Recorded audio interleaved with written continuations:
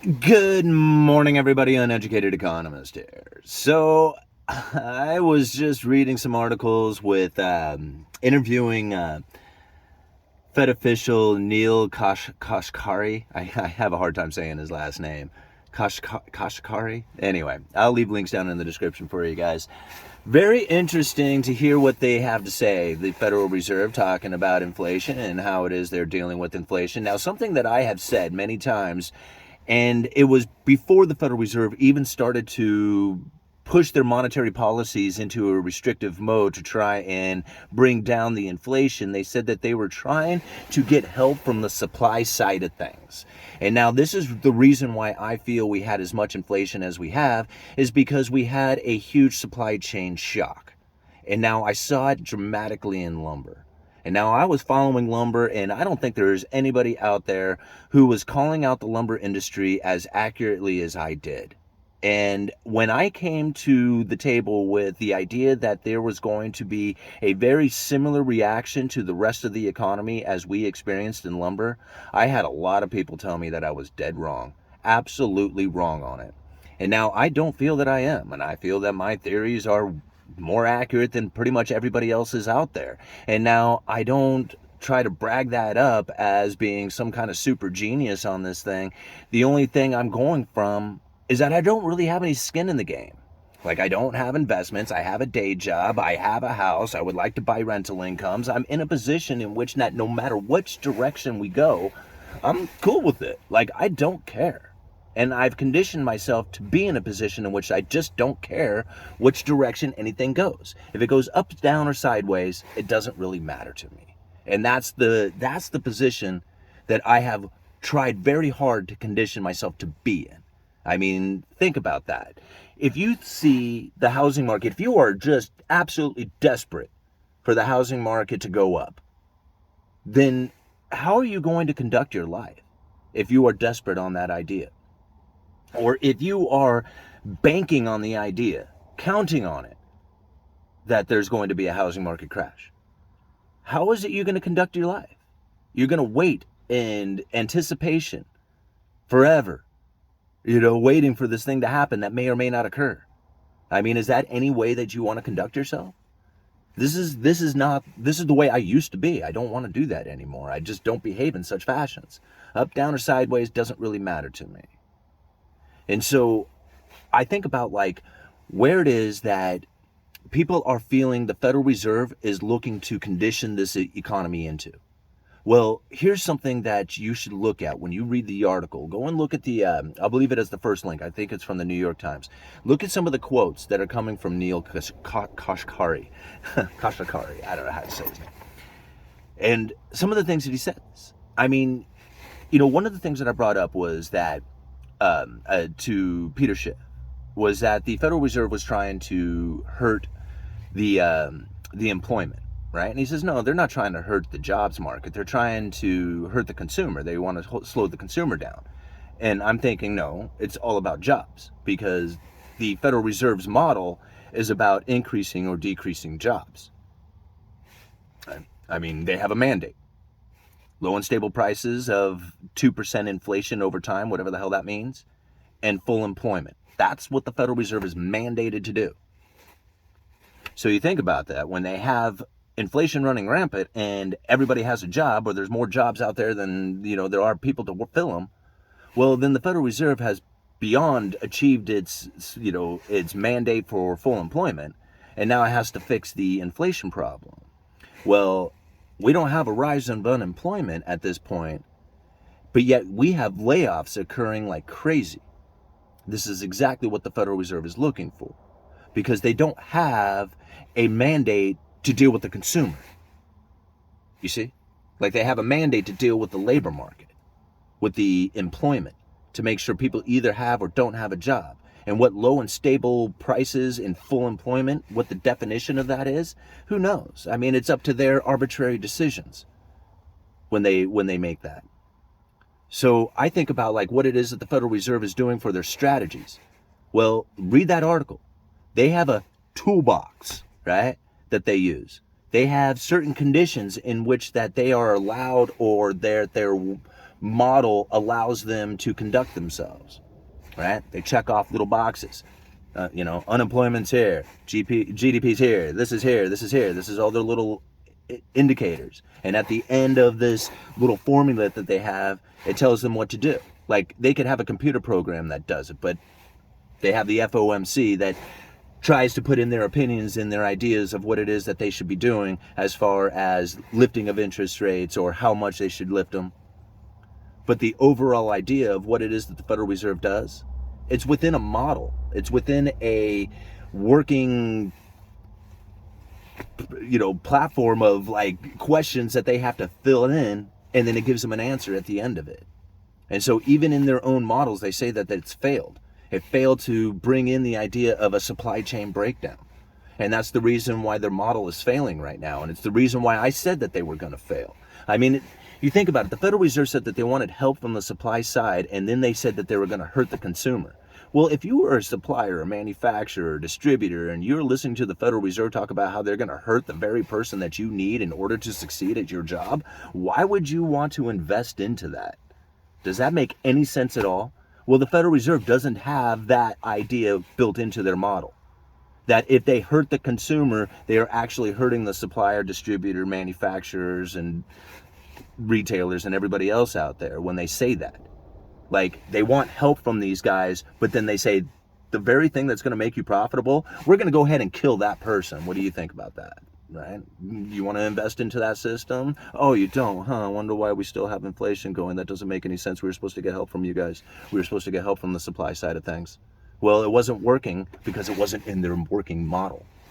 You see where I'm kind of getting at here, guys? This is why I follow the Federal Reserve and their strategies, because they don't have a clue. They don't clue into reality, right? They conduct their monetary policies by looking in a rear view mirror. They're like, wow, look at everything that's going on here. Maybe we should go this way for a while. Like, they're not looking forward. They're looking in the past. They look at all this stuff, all these charts of what happened. And they're like, well, I guess we should do something about all this stuff, right? That's already occurred. That's the way they do things. And so, when you think about like what the Federal Reserve is going to do, it is so like drawn from things that have already occurred and not what's about to occur, that people have like totally lost the idea of what it is that the Federal Reserve is attempting to do with their strategies. Like, they cannot grasp a hold of this Federal Reserve strategy at all because it just simply is not intuitive at all in any sense of it. All right? Now, I don't like try to be just like very cumbersome in this video as far as trying to be clarifying on how it is that the Federal Reserve is going to conduct themselves. What I guess I'm getting at is that when you listen to the Federal Reserve and you listen to some of the things that they are stating as far as what they expect to come from the future, and then you think about what it is that they are anticipating, a lot of it doesn't make sense because they are stuck within a model that isn't necessarily accurate, but they are going to continue on with it no matter what. So reality is going to be affected by this strategy that they have taken on. I mean, you think about it. If you were the Federal Reserve and you're worried about a housing market crash, you were worried about sovereign and corporate debt defaults, if you were worried about like massive foreclosures and all this other stuff that's going to come from a recession, right? So you got to worry about corporate debt defaults, right? You have to worry about foreclosures. You have to worry about massive unemployment and stuff like that. People like losing all their jobs. You have all these issues that come up with the recession, and then they point at the Federal Reserve and say, you got to do something about this. Okay. So this is where I'm kind of getting at. Janet Yellen says, I don't think we'll ever have another recession in our lifetime. Like a year later, a recession kicks in due to the pandemic, right? Remember, this was a pandemic-induced recession, which was absolute horseshit. There was a recession happening prior to the pandemic. We all knew it. There was plenty of YouTubers out there who were calling it out long beforehand. There was an inverted yield curve that was taking place. The recession was definitely coming, and then the pandemic took over, and everybody blamed it on the pandemic. Great. Now the Federal Reserve has something that they can use, something that they didn't have before. They have the unusual and exigent circumstance. And this is very critical for people to understand because it's not a lot that's talked about. I read news articles all the time. Hardly anybody ever talks about the unusual and exigent circumstances that were present at the time of the pandemic that gave the Federal Reserve and the Treasury the ability to bail out this nation. Right? Remember, a recession, the toughest thing to go through during a recession for the people is unemployment. Right? That's the hardest thing. They have to figure out what it is that they're going to do to make their bills. The other thing that is very difficult to deal with during a recession is bailing out the corporations, because the taxpayers absolutely hate it. They hate bailing out corporations during the recession, and they have like huge political, headaches because of it. So here we are in the middle of a pandemic. Everybody's focused in on the news. Everybody thinks they're going to die. And the unusual and exigent circumstances gives the Federal Reserve and the Treasury the ability to bail out the corporations through something called a special purpose vehicle. And now this is something that I've talked about many times, these special purpose vehicles. And the reason why I bring it up is because hardly anybody talks about it. And this is the reason why we had a bailout of the corporations already. They are already sitting on the cash that they need in order to survive. The ones who didn't are the ones who weren't viable corporations anyway, and they're going to fail through this bankruptcy. But the ones who were viable corporations to begin with, they're sitting on cash right now waiting to go through what we're going to consider this recession, or this downturn in the economic behavior of everybody out there as they take out less loans because of the higher interest rates. But when we think about these special purpose vehicles and what happened, we had interest rates drop to zero.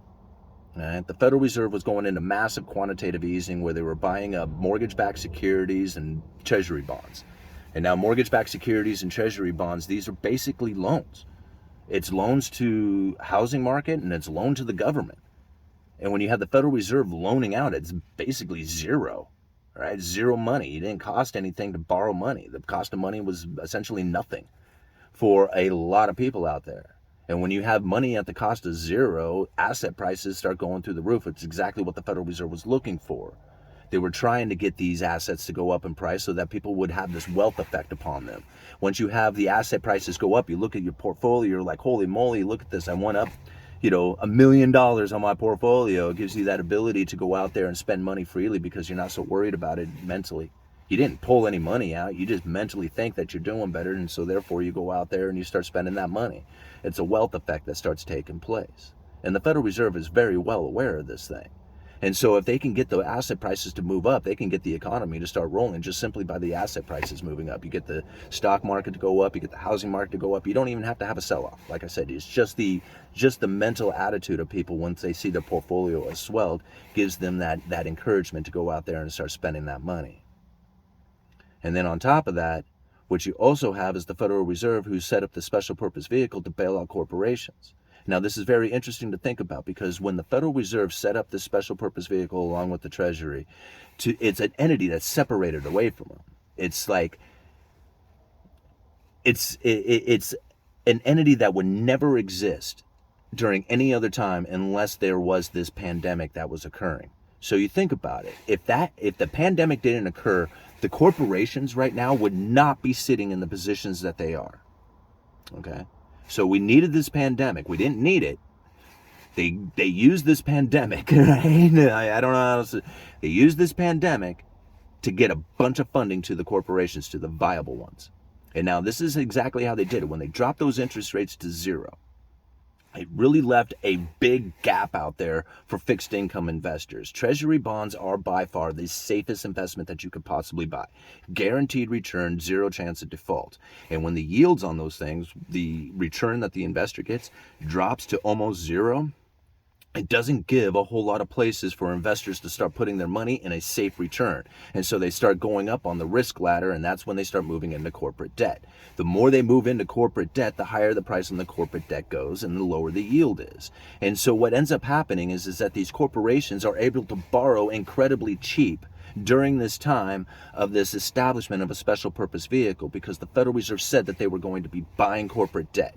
Once they put out that perception out there to the markets that they were going to be buying this corporate debt, everybody started front running the Federal Reserve. They bought up this corporate debt. The corporations loaded up on cash. The ones who are viable still sit on the cash today, so that they're ready to go through the next recession, that they are able to continue to make their payments, right? The ones who can't do it, The zombie corporations are getting their heads knocked off right now, and you can totally see it taking place when you look at all the rise of layoffs that are happening.